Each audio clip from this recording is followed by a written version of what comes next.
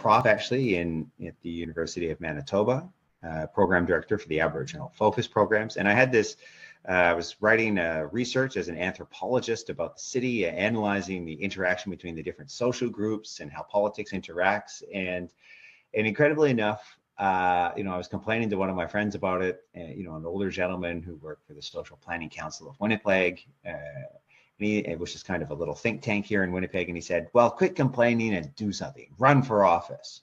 And I was like, oh, run for office. Well, let's run for mayor and see what happens. So I sent out an email to 100 people, around 100 people, and 50 came back saying I wasn't going to win and I shouldn't run. And 50 people wrote back saying I wasn't going to win, but I should run.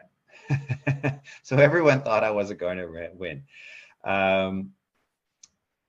And a lot of them, the reason some of the people didn't want me running though, was because of the racism in the city. They thought an Indigenous candidate would not win and actually might increase the amount of racism and bring out the bad things in people and demonstrate some of the real negatives that happen in Canadian society. Just bring out those haters.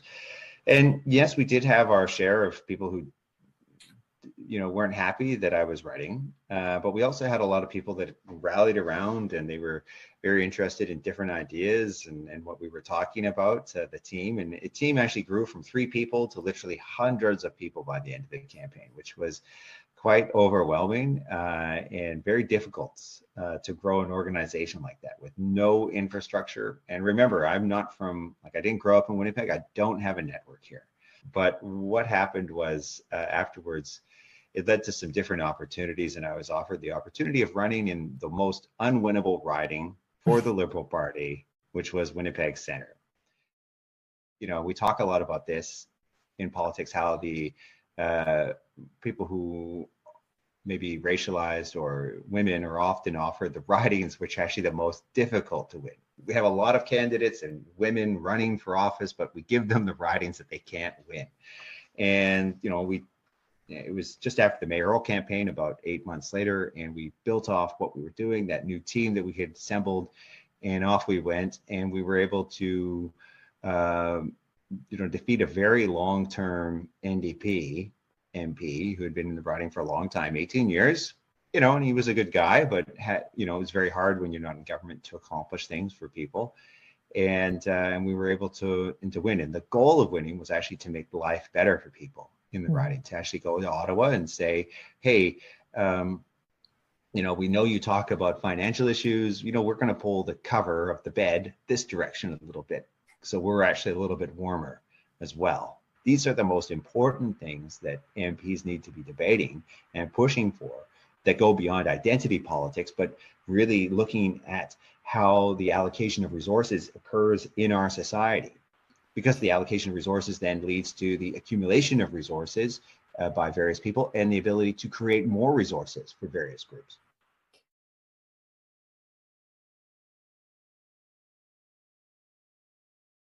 If I was telling my younger self, what would I tell them? And I think, do you want to be that guy that just goes along and tries to play the game to advance their own career?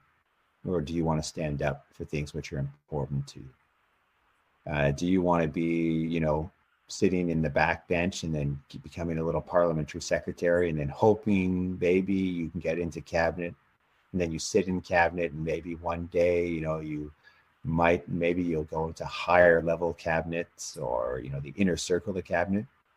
Or is that just there's only so few that actually get to do that? So why not focus on the things that are really important to you and make the changes that you see around you, and force those who are in positions of authority to make those changes for you and help them make those changes, and be able to look yourself in the mirror at the end of the day and know that you were successful, you led the good fight, and you are a warrior in the modern sense.